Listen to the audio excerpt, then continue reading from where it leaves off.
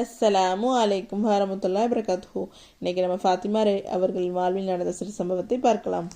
ஒரு தடவை ஹஜ்ரத் ஃபாத்திமா ரலி அவர்கள் நபி ஸல்லல்லாஹு அலைஹி வஸல்லம் அவர்களை பார்க்க வந்திருந்தார்கள்.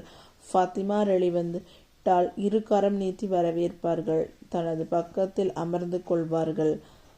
ஃபாத்திமா ரலி அவர்களின் முகத்தில் வியர்வத்திருக்கும் வியர்வை துளிகளை தனது துண்டால் மென்மையாக துடைத்து விடுவார்கள். பிறகு அவர்களின் தலையை தனது முபாரக்கான கைகளால் உயர்த்தி நலம் விசாரிப்பார்கள். இப்படி வழமையாக நடந்து முடிந்தது. இப்போது ஃபாத்திமா ரலி அவர்கள் யோசிக்கிறார்கள், நாமும் கேட்கலாமா? எனது அன்பு தந்தையே, குடும்பத்தில் அதிகம் பேருக்கு உணவு தயாரிக்க வேண்டியிருக்கிறது. எப்போதும் வந்து கொண்டிருக்கும் விருந்தினர்கள் வேறு. இவர்கள் அனைவருக்கும் நான் ஒருத்தியே சமையல் செய்ய வேண்டியிருக்கிறது. இதனால் மிகவும் களைப்படைந்து விடுகிறேன். இப்போது யுத்த கைதிகளாக பல பெண்களும் மதீனாவுக்கு கொண்டு வரப்பட்டுள்ளார்கள் என்று கேள்விப்பட்டேன்.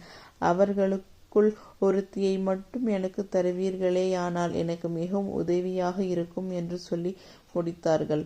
அமைதியாக அருமை மகளின் வேண்டுகோளை கேட்டுக்கொண்டிருந்த நபி ஸல்லல்லாஹு அலைஹி வஸல்லம் அவர்கள், எனது அருமை மகளே, இங்கே பார்க்கும் செல்வங்களும் யுத்த கைதிகளும் முஸ்லிம் சமுதாயத்தின் உடைமைகளாகும். நான் அதன் பொருளாளர் மட்டுமே. தகுதியோருக்கு பகிர்ந்தளித்தல் மட்டுமே என் பொறுப்பு. என் கண்மணியே, இவைகளில் நீ உதவி பெற உனக்கு தகுதி இல்லையம்மா. எனவே இங்குள்ள எந்த பொருட்களையும் உமக்கு தர இயலாது. உலகம் என்பது அமல் செய்யக்கூடிய மைதானமாகும்.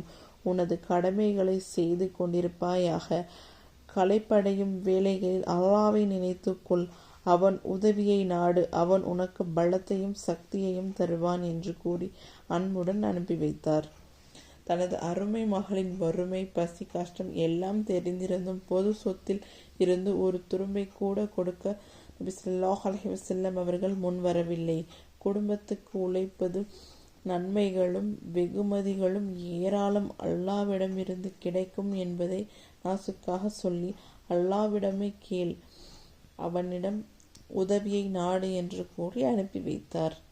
அஸ்ஸலாமு அலைக்கும் வரமத்துல்லாஹி வபரகாத்துஹு.